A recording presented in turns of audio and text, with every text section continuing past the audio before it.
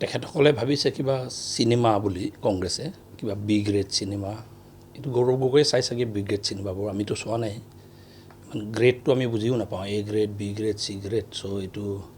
গৌৰৱ গগৈয়ে কংগ্ৰেছে মুখাই চাই এইটো তাৰমানে ইয়াত তেখেতসকলে ভাবিছে কিবা চিনেমা বুলি কংগ্ৰেছে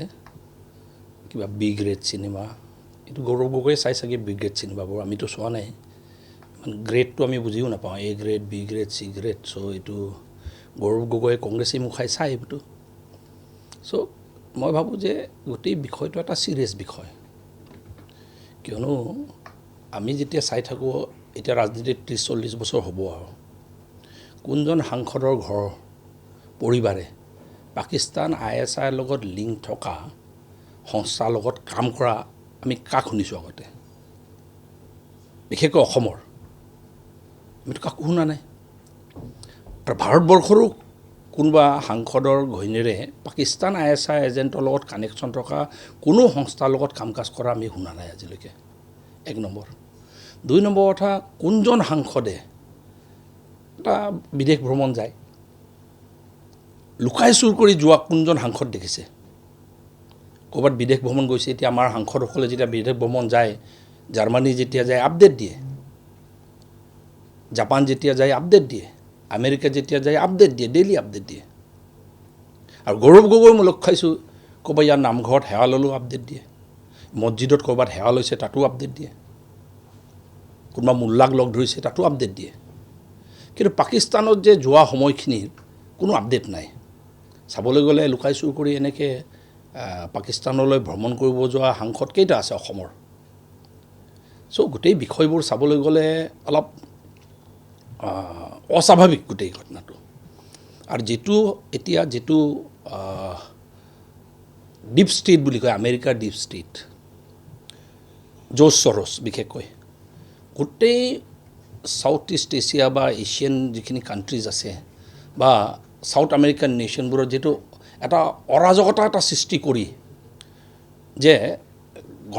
গণতান্ত্ৰিক ব্যৱস্থাৰ মাধ্যমেৰে নোৱাৰা চৰকাৰখিনিক গিৰাবলৈ যেনেকৈ অগণতান্ত্ৰিক মাধ্যমেৰে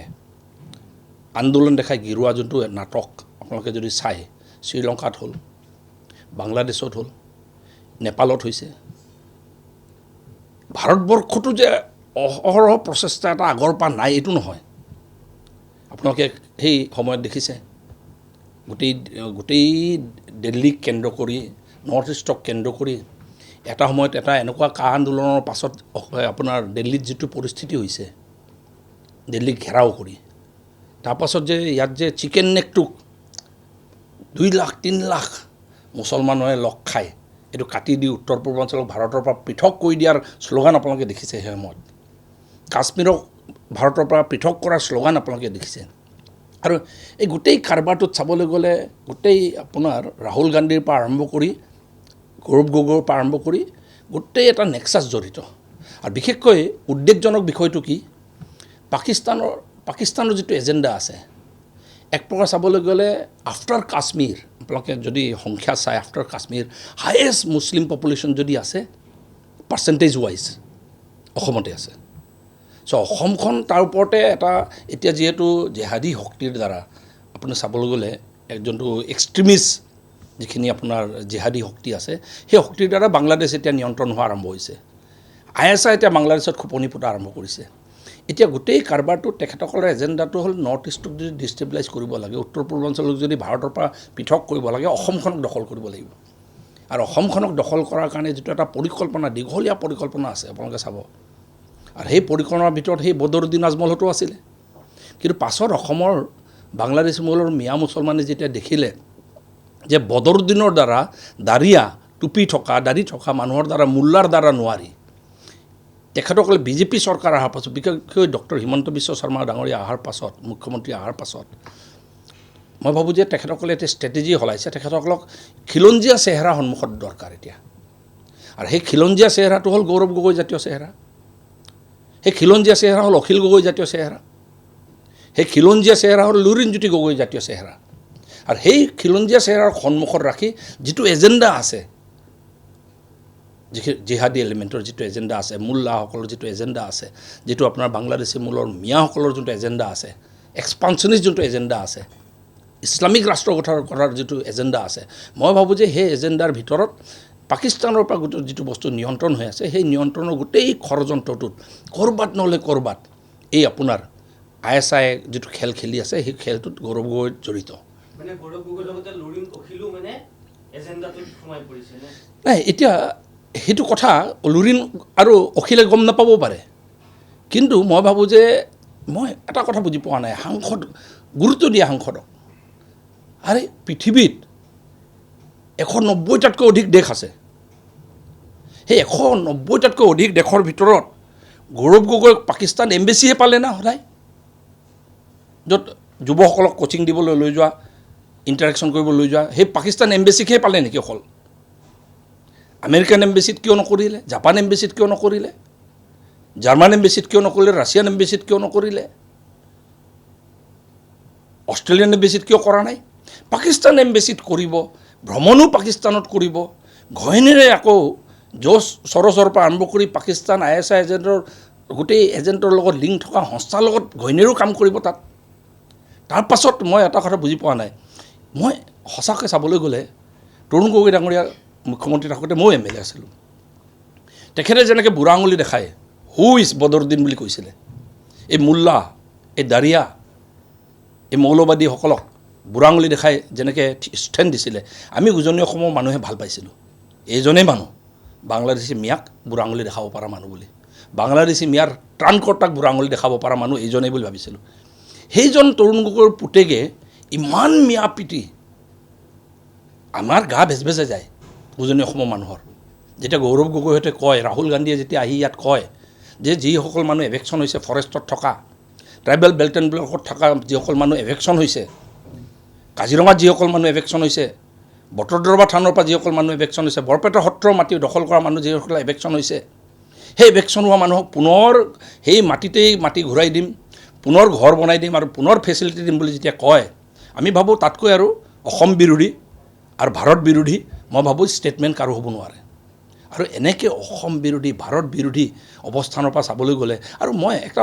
এইটো স্বাভাৱিক ঘটনা নহয়, কোনজন সাংসদৰ পাৰ্লিয়ামেণ্টত দিয়া ভাষণ পাকিস্তানত মানুহে হাত চাপৰি বজায়? পাকিস্তানৰ মিডিয়াই ঘূৰাই ঘূৰাই কোনজন সাংসদৰ ভাষণক বাৰে বাৰে পাকিস্তানৰ সাংসদৰ দৰে পাকিস্তানৰ পক্ষত কোৱা বুলি ধৰি মুকলিকৈ সমৰ্থন কৰে? এই গৌৰৱ গগৈ কৰে।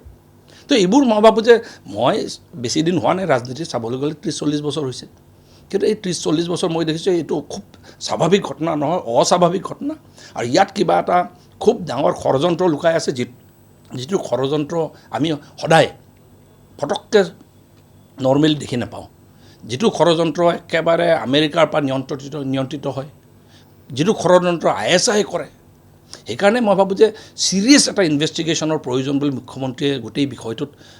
হস্তক্ষেপ কৰি, অসম চৰকাৰ হস্তক্ষেপ কৰি SIT গঠন কৰিছে। SIT এতিয়া প্ৰতিবেদন দাখিল কৰিছে। মই ভাবোঁ যে এই প্ৰতিবেদনৰ ওপৰত গভৰ্ণমেণ্টে ছিৰিয়াছলি অধ্যয়ন কৰিব, অধ্যয়ন কৰি যদি বিষয়টো ছিৰিয়াছ, কেন্দ্ৰ চৰকাৰে NIAক মই ভাবোঁ যে চমজাব লাগে, কেন্দ্ৰ চৰকাৰ একদম সংস্থা হোম মিনিষ্ট্ৰীক চমজাব লাগে, প্ৰধানমন্ত্ৰীক জনাব লাগে, গৃহমন্ত্ৰীক গোটেই বিষয়টো জনাব লাগে, যিখিনি NIAৰ আমাৰ SITৰ ফাইণ্ডিংছ জনাব লাগে আৰু একদম উচিত ব্যৱস্থা ল'ব লাগে। আমি চাওক, যিকোনো মানুহ চুৰ কৰিলে বা দোষী হ'লে নিৰ্দোষী সজাবলৈ নাটকটো বেছিকৈ কৰে, নিৰ্দোষী হোৱাৰ নাটকটো বহুত বেছি কৰে। আৰু যোৱাকালি মই যিটো লক্ষ্য কৰিছোঁ, কংগ্ৰেছী মুখা আৰু বিশেষকৈ গৌৰৱ গগৈয়ে তাত নাচোঁতে আপোনালোকে যদি লক্ষ্য কৰে, বাকীকেইটা ইমান নাচা নাই, গৌৰৱ গগৈহে বেছিকৈ নাচিছে তাত। আৰু মোৰ হিচাপত ক'ৰবাত নহ'লে ক'ৰবাত তেখেতৰ ছাবকনচিয়াছ মাইণ্ডত ক'ৰবাত এই যে নিৰ্দোষী হয় বুলি দেখাবলৈ বেছিকৈ প্ৰয়োজন হৈছে এতিয়া। আৰু সেইটোৰ কাৰণে মই ভাবোঁ যে, আৰু দোষী মানুহে আপুনি চাব সদায় নিজকে নিৰ্দোষী সজাবলৈ নাটকবোৰ বেছিকৈ কৰে, চিঞৰ বাখৰ বেছিকৈ কৰে, আৰু সদায় বিষয়বোৰ ডিফ্লেক্ট কৰাৰ কাৰণে চেষ্টা কৰে। আৰু মই যোৱাকালি এটা বস্তু লক্ষ্য কৰিছোঁ, এই 3জন প্ৰাক্তন বিধায়কক জইন কৰোৱা এই গোটেই বিষয়টোক লৈ ইমান উৎফুল্লিত হৈ যেন ইলেকশ্যন, অসমত 26ৰ ইলেকশ্যন যেন জিকিলেই নিচিনা নাটক এটা কৰি যিটো বিহু নাচিছে, আৰু আমাৰ কাৰণে এতিয়া ছিজনটো বিহু নাচা ছিজন নহয়, এইটো আবতৰীয়া বিহু যিটো নাচিছে, মই ভাবোঁ যে ইটছ লাইক গিল্ট ক'ৰবাত আছে, ক'ৰবাত দুখটো আছে ধৰিব পৰা যায় তাৰমানে। আৰু সেই দুখটোৰ পৰা হাৰিবলৈ, সেই আপোনাৰ নিৰ্দোষী সজাবলৈ এইটো বেছিকৈ নাটক কৰাটো এইটো যোৱাকালি লক্ষ্য হৈছে মই ভাবোঁ যে খিলঞ্জীয়াৰ ওপৰত এনেকৈ বৰ্বৰ যিসকল পুলিচ বিষয়াই আক্ৰমণ কৰিছে তাৰ ওপৰত উচিত তদন্ত হ'ব লাগে খুব মই গৰিহণা দিছোঁ এই বিষয়টোক আৰু মই ভাবোঁ যে এইটো উচিত হোৱা নাই এনেকৈ নাই আপোনালোকে যোৱাকালি এনেও ষ্টেটমেণ্ট দেখিছেই গভৰ্ণমেণ্টৰ এই বিষয়টো নৱেম্বৰত আলোচনা হ'ব বুলি কৈছে বিধানসভাৰ মজিয়াত আৰু তাৰ কাৰণে আলোচনাৰ মজিয়াত পুৰণা যিখিনি জনজাতি আছে এখেতসকলৰ অধিকাৰত খৰ্ব নকৰাকৈ নতুনকৈ জনজাতি হ'ব পৰা গভৰ্ণমেণ্টৰ ক্ৰাইটেৰিয়া ফুলফিল কৰা যিখিনি মানুহ আছে স্বাভাৱিকতে গভৰ্ণমেণ্টে বিচাৰ কৰিব সেইকাৰণে গভৰ্ণমেণ্টৰ ষ্টেটমেণ্ট আপোনালোকে দেখিছে বিষয়টো বিধানসভাত উত্থাপন হ'ব সেইটো কংগ্ৰেছৰ দিনৰ পৰাই চলি আছে একেলগে বিজেপি গভৰ্ণমেণ্টে চিৰিয়াছলি গোটেইটো এক্সামিন কৰি আছে মই ভাবোঁ যে গভৰ্ণমেণ্টে বিশেষকৈ মাননীয় মুখ্যমন্ত্ৰী ডক্টৰ হিমন্ত বিশ্ব শৰ্মা ডাঙৰীয়াই সময়ত সঠিক সিদ্ধান্তই ল'ব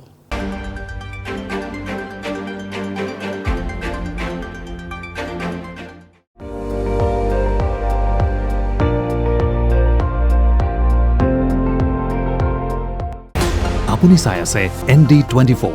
সৰ্বশ্ৰেষ্ঠ নহয় সৰ্বোত্তমৰ দৌৰা